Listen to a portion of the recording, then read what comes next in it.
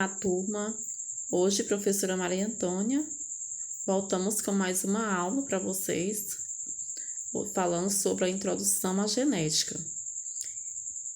E aí eu começo perguntando a vocês o que é genética, né? A genética é a área da biologia que estuda a transmissão do material genético ao longo das gerações, a natureza química desse material e seu modo de ação, né? E a genética estuda os genes, né? A variação genética dos organismos, ou seja, a forma com que os organismos recebem e transmitem as características biológicas, que são também passadas de gerações para gerações.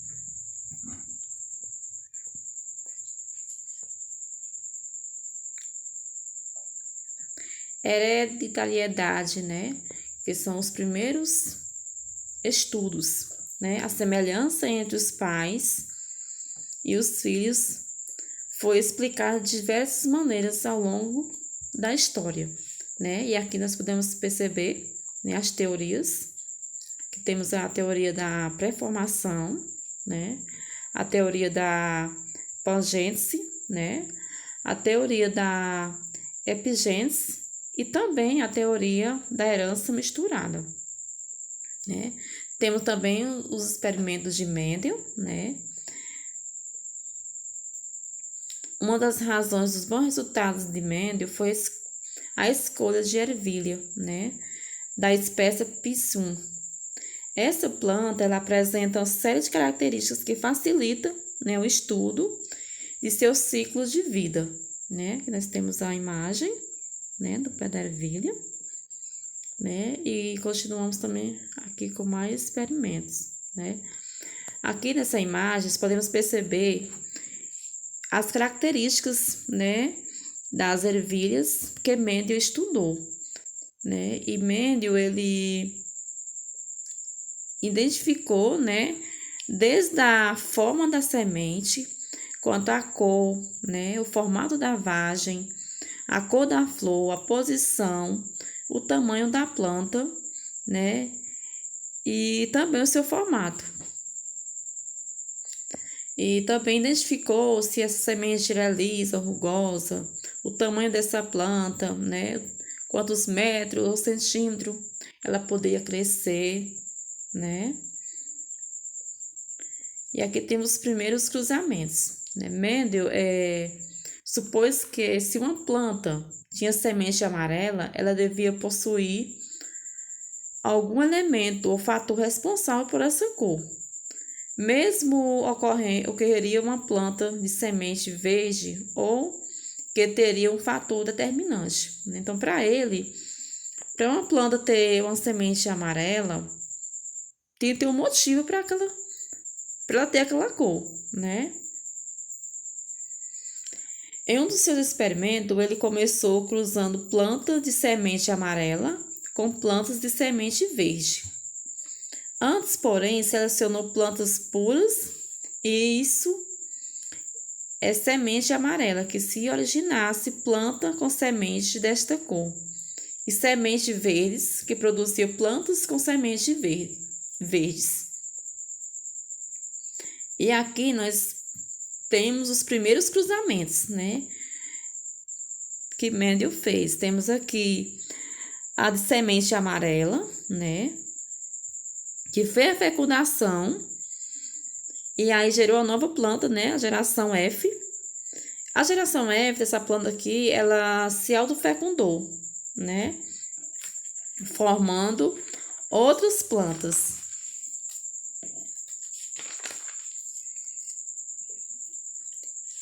E isso, um dos fatores que Mendel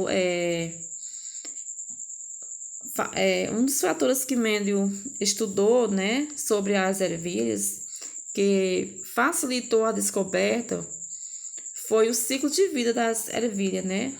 O seu cultivo, a produção de semente, né?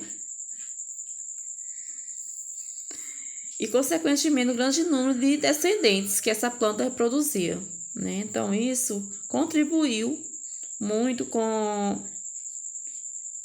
a produção, o crescimento dessas espécies. Outros pesquisadores estudaram também sobre diversas plantas, só que eles não obtiveram sucesso, porque eles estudavam várias plantas ao mesmo tempo e aí terminava que eles se perdiam na conclusão da descoberta. Mendel, ele estudava cada um tipo por vez, né? E isso fez com que ele obtivesse resultados satisfatórios em seus estudos, né? E ele também tinha um conhecimento, muito bom sobre estatística, o que naquele tempo não era fácil, né? Não era muito conhecido e contribuiu muito para as suas descobertas. E aqui temos as conclusões de Mendel.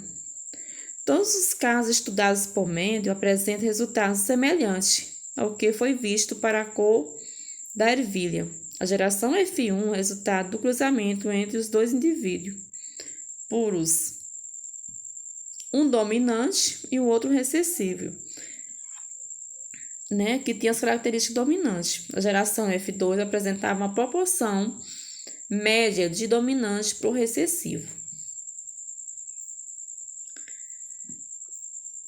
As conclusões de Mendel. Mendel explicou seus resultados a partir de algumas hipóteses, né? Dentre elas estava o que foi chamado de primeira lei de Mendel, a lei da geração de um par de fatores ou lei do monohibridismo, né? Uma vez que ela se aplica ao estudo de híbridos, né? Em relação a apenas uma característica. Essa lei dizia que cada caráter é condicionado por um par de fatores que se separam na formação dos gametas, nos quais ocorre em doses simples. Aí temos o genotipo e o fenotipo, né, que é o conjunto de genes que estuda, é o conjunto de genes que o indivíduo possui em suas células, chamado de genotipo. O conjunto de características morfológicas ou funcionais do indivíduo é o seu fenotipo. Um alelo dominante é aquele que tem seu efeito manifestado da mesma forma, tanto do homozigoto quanto no heterozigoto. Aí temos também o fenotipo, o genotipo e o fenotipo, né? Que são as ervilhas, VV, né? Vzão e o Vzinho, né? São puras ou homozigotas, né? A ervilha Vzão e Vzinho é híbrida ou heterozigota. E assim, um indivíduo com fenotipo dominante para determinadas características podem ser homozigotas ou heterozigotas. Mas se estiver o fenotipo recessivo, será obrigatoriamente homozigoto, já que o alelo recessivo só se manifesta em dose dupla. Aqui temos algumas interpretações, né, da primeira lei de Mendel, né? Aqui tem desde quando ele começou suas interpretações até obter os resultados. Aqui também temos tipos de dominância, né? Tem uma dominância completa, que é quando um alelo completamente dominante impede a expressão do segundo alelo, que será completamente recessivo. Temos também a dominância incompleta, que é um fenômeno no qual um indivíduo com genotipo heterozigoto apresenta um fenotipo indeterminário entre o homozigoto recessivo e o homozigoto dominante.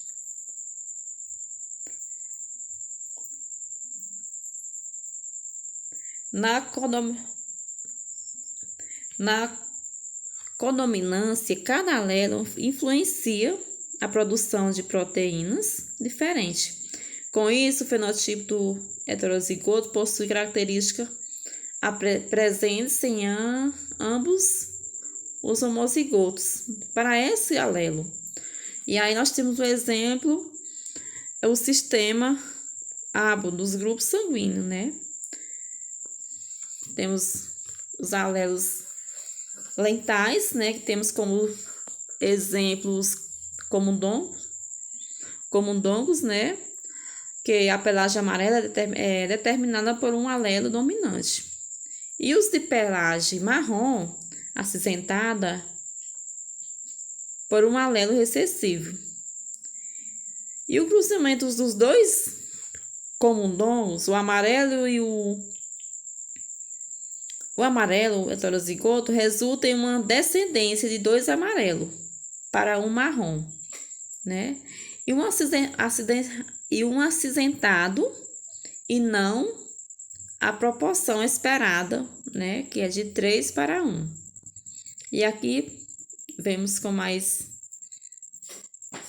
clareza sobre esses exemplos, né? Os alelos lentais.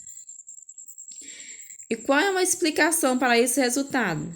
Né? A explicação é os embriões amarelo, homozigoto, formam, mas não se desenvolve, né? Eles se formam, mas não se desenvolve em dupla, né? O alelo responsável por esse fator é o amarelo, né? E é lental, ou seja, provoca a morte do embrião. Ele não consegue se reproduzir, né?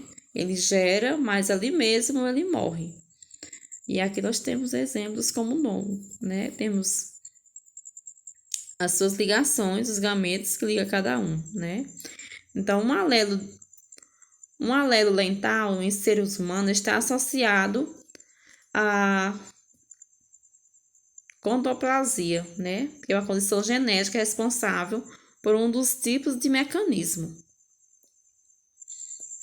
Temos as regras de possibilidade, né? Que existem 2 regras. A simples, né? De probabilidade que facilita os cálculos em genética e outra da multiplicação do produto ou da regra da adição Regras de multiplicação ou regra né? Que é a probabilidade de 2 ou mais eventos independentes ocorrer conjuntamente e é o produto das probabilidades de cada um dos isolados. Diz que 2 eventos são independentes quando a ocorrência de um evento não afeta a probabilidade da ocorrência de outro. No monobredismo, aplicamos a regra da multiplicação, né? Quando realizamos um cálculo na produção de filhos do cruzamento de 2 heterozigotos, cada indivíduo, ao produzir gametas e na sua proporção de 50%, 2 para cada um. Aí temos a probabilidade condicional, né? A probabilidade de obter um resultado que depende do outro conhecido, né? E chamada de probabilidade condicional.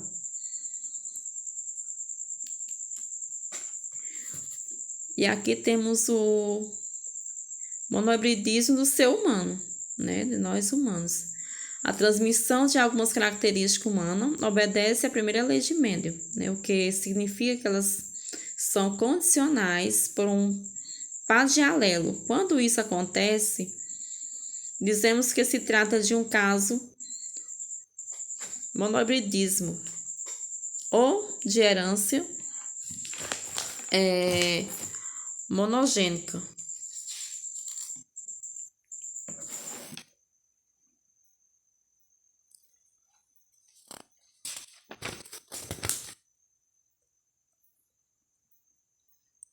E o que são essas características? Elas vêm desde o formato do seu rosto, né? A cor dos olhos, o tipo de nariz. Então, todas as características aparentadas, né? como também a influência dos genes, são transmitidos dos pais, né, para os filhos. E aí chamamos de hereditárias. E um dos caráteres é o congênito. Quando está presente por ocasião do nascimento, independentemente de sua causa, seja genética ou ambiental, por exemplo, se uma mulher adquirir a rubéola durante a gravidez, o vírus pode atingir o embrião e provocar uma surdez na criança, né? Então, pessoal, essa foi nossa aula de hoje. Aqui estão nossas referências, certo? Obrigada a todos e até a nossa próxima aula.